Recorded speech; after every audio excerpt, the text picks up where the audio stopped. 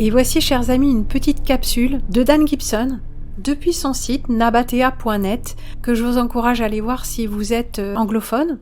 Et alors c'était tellement bien fait que bien que je n'ai pas pu extraire la vidéo, ce qui n'est pas en soi forcément très intéressant, ou essentiel, j'ai pu utiliser la transcription du texte de cette vidéo, ce qu'il fait pour chacune de ces vidéos d'ailleurs, et je l'ai traduite automatiquement puisqu'il s'agissait d'un texte écrit, non pas par le traducteur du navigateur, mais par le traducteur Google Translate qui est assez bon, qui est vraiment tout à fait correct, et je n'ai eu qu'à lire. Alors j'ai également regardé la vidéo en accéléré en prenant des captures d'écran. Donc nous n'aurons pas la vidéo, mais c'est pas absolument nécessaire puisqu'en fait il est filmé en train de parler et il y a des images en plus qui illustrent son propos que nous allons utiliser puisque je les ai photographiées. Et nous pourrons faire cela pour toute la série des vidéos qu'il propose et qui nous intéressent. Ici le numéro 11 et qui est dédié à Hubal. Hubal. Baal ou Hubal? Hubal ou Baal? En tout cas, il s'agit de Petra, et cela va faire suite à l'excellent film The Sacred City que nous avons déjà regardé ensemble. Dan Gibson, Archéologie et Islam, Hubal. Enquête sur les dieux pré-islamiques de Hubal et Dushara. Comment pouvaient-ils être tous deux les divinités principales, l'une à Petra et l'autre pour la tribu des Koraïchites? Bonjour et bienvenue dans une nouvelle vidéo de la série Archéologie et Islam. Je m'appelle Dan Gibson et aujourd'hui nous souhaitons aborder une question que les spectateurs se posent à propos des dieux pré-islamiques. Leur question est la suivante. Si Petra est la Mecque originelle, pourquoi Dushara, le dieu principal vénéré à Petra, n'est-il pas mentionné dans le Coran? Et pourquoi le Coran mentionne-t-il Hubal, le dieu principal vénéré à la Mecque? Ne le trouve-t-on pas à Petra? Ce sera la première d'une série de vidéos consacrées aux idoles pré-islamiques. Commençons par le dieu Hubal. Il était le dieu des Koraïchites, leur dieu suprême à l'époque pré-islamique. Cette idole était si importante que le grand-père de Mahomet, Abdul-Muttalib, emmena le jeune Mahomet à Hubal, au temple, et le fit dédier au dieu Hubal. Ibn Hisham et Al-Tabari nous le rapportent tous deux, ce qui nous permet de croire que ces informations proviennent de sources fiables. Ibn Hisham 37 et Tabari, volume 5, page 271. Alors effectivement, si Hisham et Tabari sont fiables, toutes ces choses-là sont fiables. En tout cas, il s'agit de la légende et nous le prendrons comme tel. Ibn Hisham 32, rapporte qu'Abdul-Muttalib nettoyait un puits ou une ancienne citerne près de la Kaaba, dans le lieu sacré. Ce puits ou cette citerne était connu sous le nom de Zamzam. En le nettoyant, il trouva une armure ancienne et de l'or. La tribu des Koraïchites prétendit avoir droit à une part de cette découverte. Abdul-Muttalib nia, mais accepta de soumettre l'affaire au tirage au sort. Il promit de fabriquer 2 flèches pour la Kaaba, 2 pour les Koraïchites et 2 pour lui-même. Les 2 flèches qui sortaient du carquois déterminaient à qui appartenait le trésor. Ce point fut approuvé par tous et il fabriqua donc ces flèches pour la Kaaba, pour lui-même et pour les Koraïchites. Et elles furent ensuite remises au prêtre responsable des flèches divines qui les jeta près de l'idole de Hubal, une image dans la région de Kaaba, la plus imposante de leurs images. Il est dit qu'il tira ensuite les flèches du carquois pour déterminer à qui appartiendrait une partie du trésor. Une autre histoire, Ibn Hisham 33, raconte qu'Abdul-Muttalib rencontra l'opposition des Koraïchites alors qu'il creusait Zamzam. Il fit le vœu que s'il avait 10 fils qui grandissaient et le protégeaient, il en sacrifierait un à la Kaaba. Lorsqu'il eut 10 fils, il leur fit part de son vœu. Ils acceptèrent de lui obéir et lui demandèrent ce qu'il devait faire. Il dit que chacun d'eux devait prendre une flèche, y inscrire son nom et la lui apporter. Ils obéirent et il les conduisit devant l'idole de Hubal, près de la Kaaba. Vous devrez lire le verset 33 d'Ibn Hisham pour comprendre la fin de l'histoire. Pour l'instant, nous savons qu'Hubal était une idole, située dans la zone sacrée près de la Kaaba. Hisham ibn al-Kalbi raconte dans son livre des idoles que 7 flèches étaient placées devant l'image, lancées à des fins de divination, pour des cas difficiles comme le meurtre d'autrui, la virginité, le mariage ou ce genre de questions. Ces récits sont tirés de l'histoire islamique. Mais que nous disent les archéologues et les historiens? Au fil des ans, de nombreuses spéculations ont circulé sur Hubal. Historiens et archéologues ont avancé de nombreuses hypothèses. Certains ont suggéré qu'Hubal était le frère d'Al-Lat, d'autres qu'Hubal était une divinité lunaire, et d'autres encore que la mythologie du sud de l'Arabie reposait sur une trinité. Tiens donc. La lune, le père, le soleil, la mère, et l'étoile du soir, Vénus, dont Hubal aurait été le fils, etc. Ça vous rappellera peut-être quelque chose, cette théologie d'Assyrie et de Mésopotamie, etc., le soleil, la lune et l'étoile d'Ishtar. Jusqu'à présent, nous avions supposé que le soleil était masculin, la lune féminine et l'étoile Vénus était intermédiaire, androgyne, mais peut-être que dans toutes ces inversions-là, il y a aussi un message. Mais continuons. Le problème est que de nombreux historiens se laissent aller à des hypothèses sans beaucoup de preuves. Voyez-vous, il n'existe aucune preuve concrète reliant Hubal à l'Arabie du Sud, ni même aux environs de la Mecque. À ma connaissance, seules quelques sources d'informations existent. La première provient de la littérature islamique ancienne et la seconde d'inscriptions et de graffitis anciens. Examinons maintenant quelques-unes de ces sources. Mais avant d'aborder les inscriptions, rappelons ceci. En 1994, Robert Morey a écrit un ouvrage intitulé « Le dieu-lune Allah dans l'archéologie du Moyen-Orient ». Dans cet ouvrage, Robert Morey a tenté d'identifier Hubal à un dieu lunaire et a affirmé que l'adoration d'Allah avait évolué à partir de Hubal, faisant ainsi d'Allah un dieu lunaire également. En 1996, Janet Parshall, animatrice de l'émission In the Market, affirmait que les musulmans adoraient un dieu lunaire. De là, l'idée qu'Hubal et Allah étaient des dieux lunaires s'est répandue, principalement par le bouche à oreille ou par l'intermédiaire de personnes non informées. Ah ouais, vraiment non informées, Dan, t'es sûr ? Ces conceptions de Hubal ont été étudiées par des érudits musulmans et occidentaux qui ont toujours insisté sur l'absence de preuves tangibles permettant de relier Hubal et Allah, ni de les associer à un dieu lunaire. D'où vient donc Hubal ? Des sources islamiques nous apportent quelques indices. Al-Azraqi nous informe qu'Amir ibn Kuhay rapporta une statue de Hubal de Hit en Mésopotamie et l'installa près de la Kaaba. Elle était visitée lors du pèlerinage pré-islamique et les gens se rasaient les cheveux en présence de Hubal. Il affirme que la statue était en quartz et ornée d'une main en or. La main d'or nous est expliquée par Ibn al-Kalbi dans le livre des idoles, où il nous dit que la statue de Hubal provenait d'Al-Balka in Bilad Hacham, donc de Damas. Elle avait une main droite levée, mais elle était cassée.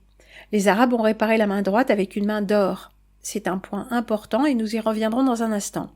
Voyez simplement cette image de Hubal, ce dieu avec sa main levée, réparé avec une main d'or. Certains pensaient que Hubal n'était qu'un nom inventé et qu'il n'y avait jamais eu de Hubal. Mais tout a changé lorsque des archéologues ont découvert le nom Hubal gravé dans la pierre sur des inscriptions et des graffitis. Dans toute l'Arabie moderne, on trouve de nombreux fragments de graffitis gravés sur les rochers et les parois des canyons. J'en ai trouvé un peu partout, et beaucoup de gens en ont trouvé. Parmi les graffitis talmudiques, et non pas talmudiques, on trouve le nom Bin Hubal, ou le fils de Hubal. Ce nom existe donc bien. Le nom de Hubal apparaît plus tard vers l'an 25 avant Jésus-Christ, avant le début du XXe siècle, dans une inscription nabatéenne de la ville de Pouzol en Italie. Cette ville était un port pour Rome et un lieu de rencontre pour les marchands arabes et nabatéens. Il semble qu'il y ait eu un temple nabatéen à cet endroit, et la mention du nom de Hubal et du fils de Hubal a été retrouvée dans un temple nabatéen en Italie.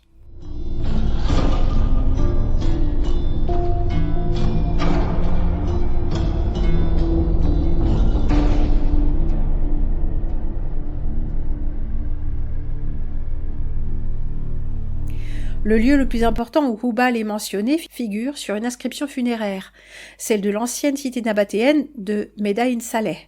Cette ville ressemble un peu à Pétra. On y trouve 138 tombes nabatéennes. Medaïn Saleh est d'ailleurs la deuxième plus grande cité funéraire nabatéenne après Pétra. Hubal est mentionné de différentes manières, mais examinons la tombe numéro 39. Voici une photo de cette tombe. Une inscription est inscrite au sommet. Elle indique qu'elle a été rédigée en l'an 9 du règne du roi et que quiconque viendrait ou achèterait le tombeau ou en retirerait quelqu'un ou quelque chose serait maudit. Elle précise ensuite que quiconque ne se conformerait pas à ce qui est écrit ci-dessus sera redevable de 1000 pièces de douchara à Hubal et de manat au prêtre à moins de présenter une lettre de la famille. Cette inscription est particulièrement intéressante et fascinante car elle associe douchara et Hubal, puis mentionne un second dieu, Manat. Réfléchissons un instant. Deux dieux sont clairement mentionnés ici. Le second était Manat, que nous aborderons dans une prochaine vidéo. Mais la divinité principale, ici, est Dushara Hubalu ou Hubal. Voyez-vous, en écriture nabatéenne, la proposition « li » signifie « et ». Et ici, dans cette inscription, « li » est utilisé pour Dushara et pour Manat. Or, il est absent du nom Hubal. En réalité, les deux noms sont liés. Hubal et Dushara sont appariés. Ce qui donne Dushara Hubalu. On ne le voit pas dans la traduction, mais on le voit clairement dans l'écriture nabatéenne. L'association de ces deux dieux ouvre une grande fenêtre de compréhension. Mais comment deux dieux peuvent-ils être unis? Eh bien, réfléchissons un instant, car la réponse est simple. Le nom Dushara est en fait composé de deux mots, Du et Shara. Du signifie un, l'unique des monts Shara. Les monts Shara sont les montagnes qui traversent Pétra et pénètrent en Arabie. Et le nom trouve son origine dans la région de Pétra. C'est le Dieu qui est l'unique, de celui que nous comprenons comme le Seigneur du monde, l'unique des monts Shara, ou le Seigneur des monts Shara. Aucun nom n'est donné à cette divinité. Archéologues et historiens se demandent depuis longtemps qui est ce Dieu, quel était son nom, celui des monts Shara, le Seigneur des monts Shara. Et voici une inscription mentionnant le Seigneur des montagnes, Hubal. Si c'est bien vrai, alors partout où il est écrit Dushara, cela signifie aussi Hubal. C'est ce que cette inscription nous dit. Rappelez-vous, nous avons très peu d'histoires écrites des Nabatéens, mais nous avons des milliers de graffitis gravés dans les déserts, de courtes phrases ici et là que les archéologues doivent reconstituer. Nous avons la découverte archéologique d'une inscription inscrite sur un bâtiment ou un rocher, qui est une inscription formelle. Il faut les examiner. Mais si nous regardons ici, il s'agit d'une inscription monumentale, sur une tombe, qui associe Hubal et Dushara. Souvenez-vous, j'ai lu qu'Hubal était le dieu principal des Koraïchites, et qu'il y avait un temple à côté de la Kaaba, ainsi qu'une idole à côté dans la zone sacrée. Si je vais à Pétra, c'est exactement ce que je trouve. À côté de la Kaaba se trouve un temple dédié à Dushara. Nous savons que les documents islamiques l'appellent Hubal, mais dans les documents de Pétra, il est appelé Dushara, seigneur des montagnes. Et le tombeau de Médaïn Saleh nous indique qu'Hubal était le seigneur des montagnes. Oui, c'est un peu comme si on disait, par exemple, le Fils de l'homme, comme il y a dans l'Évangile pour dire Jésus-Christ, ou notre Seigneur. Quand on dit notre Seigneur, si c'était traduit dans une autre langue et que ce soit pas traduit mot à mot, eh ben on dirait notre Seigneur, on ne sait pas qui c'est, il n'a pas de nom. Si, Jésus-Christ. C'est comme si on disait aussi le Christ. Ah mais le Christ c'est loin, il n'a pas de nom. Si, Jésus, Yeshua. Voilà, c'est la même chose. Nous pouvons donc combiner ces éléments et identifier ce temple à Pétra. Ici, dans la première ville sainte de l'islam, nous pouvons identifier le temple et il est à 2 pas de la première Kaaba. Dans cet esprit, approfondissons la question et essayons de comprendre qui est Hubal. Quel genre de Dieu était-il? Peut-on le trouver ailleurs? Dans tous les récits que nous avons lus jusqu'à présent, il est clair que l'origine de Hubal, la statue de Hubal, vient du nord en Syrie. Philippe Hitti pense que le nom Hubal provient d'une racine araméenne. Il affirme donc que Hubal était composé de 2 mots ayant une racine araméenne. Le préfixe est Hu, le terme araméen pour désigner esprit ou Dieu, qui précédait Baal. Hu, Baal. C'est également vrai en langue moabite. Hubal signifie donc celui de Baal ou le dieu de Baal. Cette association avec Baal ouvre de nombreuses possibilités. Il est intéressant de noter que certaines statues ou gravures de Baal ont survécu et il est représenté sous les traits d'un homme tenant quelque chose dans sa main droite. Une inscription découverte à Ougarit en témoigne. La main gauche tient un bâton, peut-être des feuilles, une fleur ou une massue. La main droite tient un gros bâton avec quelque chose au bout. Je ne sais pas exactement ce que c'est, certains ont dit que c'était un paratonnerre, d'autres qu'il avait peut-être une arme. On ne sait pas exactement ce qu'il tient dans ses mains. Peut-être s'agit-il de bâtons à lancer pour la divination. On l'ignore. Mais Baal est représenté avec la main levée. Ça vous dit peut-être quelque chose, une main en l'air, une main en bas, hein? On en a déjà beaucoup parlé à propos de Baphomet, ce qui est en haut et comme ce qui est en bas. C'est toujours un peu les mêmes choses. Les styles changent. Les options stylistiques. L'esthétique change. Mais la structure finalement est toujours la même. Hein. Mais poursuivons. Il existe également une petite statue de Baal qui a survécu. Cette statue nous le représente avec la main droite levée, mais sans rien y tenir. Tout ce qu'elle contenait a été perdu au fil des siècles. Il est facile de comprendre pourquoi une statue a pu survivre avec la main droite brisée. Apparemment, les Arabes qui ont acquis cette idole ont réparé la main cassée de Hubal, ou Hubal, en utilisant de l'or et en levant la main droite. Cette idole se trouvait près de la Kaaba originale et le peuple l'utilisait pour la divination. Mais comme nous l'avons dit, le seul temple important se dressant près de la Kaaba était celui de Dushara, le seigneur des montagnes. Et nous voyons ces deux noms se rejoindre. Ainsi, nous voyons que Hubal, Dushara et Baal se rejoignent et sont reconnus comme étant des noms, pour une grande partie, de la même divinité. Palmyre est une ville ancienne associée aux marchands nabatéens. Et Palmyre, si je ne m'abuse, c'est Baalbek, non? Dans cette ville se trouve un temple dédié à Baal Shamin. Nous pouvons le constater grâce à une inscription sur le bâtiment qui nous indique clairement à qui il est dédié. À Baal Shamin. Ça vous parlera peut-être, le temple de Baal à Baalbek? On a parlé de ça. On en a parlé dans l'esthétique de la destruction, pour ceux qui étaient présents déjà depuis 2020. Et pour les autres, j'ai réédité plusieurs fois cette émission ou cette série d'émissions, ainsi que l'Arche de Baal. Ce sont des émissions de 2020. Quand toutes les chaînes ont été détruites à la suite, j'ai réédité plus ou moins ces émissions. Mais nous les regarderons à nouveau avec un œil neuf. Ça va être intéressant. Ce relief en calcaire, daté de janvier 121 après Jésus-Christ, se trouve au musée des Beaux-Arts de Lyon. Heureusement, il a été sauvé de la récente destruction de temples et de sites antiques en Syrie. Il existe de nombreuses similitudes entre Dushara et Shamin. Tous deux sont des divinités masculines, des dieux suprêmes et des souverains des cieux. D'ailleurs, le docteur John Healey, expert mondial de la région des Nabatéens, considérait Dushara, Baal Shamin, Kos, etc., comme la même divinité, mais vénérée sous des noms différents. Hubal et Baal Shamin semblent également être le même dieu. Simplement des noms différents utilisés par différentes personnes selon les lieux et les époques. Même le dieu Hadad semble ressembler beaucoup aux autres dieux présents. Même leur temple se ressemble beaucoup. Oui, un peu comme Zeus et Jupiter, on sait que c'est le même nom, hein. Ou Thor, mais Zeus et Jupiter, c'est vraiment exactement le même, avec un bras en l'air en train de tenir des éclairs, ce qui nous rappelle ce dieu Baal avec un bras en l'air en train de tenir on ne sait pas quoi. Mais revenons à ces noms de dieux et à leurs temples qui se ressemblent énormément. Par exemple, voici le temple de Dushara à Petra, connu sous le nom de Qasr el-Bint. Non loin de là, on peut aller voir Daatras et on constate qu'il se ressemble beaucoup. Il y a aussi un temple à Tanour qui lui ressemble beaucoup. À Sihi, en Syrie, il y a un temple dédié à Baal Shamin. Mais on y trouve aussi Dushara. Donc même là, ils sont associés. Et j'attire votre attention sur la forme de ce temple, plus exactement de son plan. On a ce fameux carré long, un carré et un carré, regardez.